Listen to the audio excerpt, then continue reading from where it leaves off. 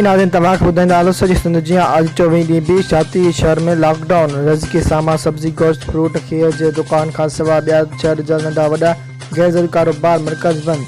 मज़दूर गरीब लॾो परेशान। सिंध हुकूमत पारां कुझु ॾींहं अॻु मिलंदड़ राशन बि अणपूर।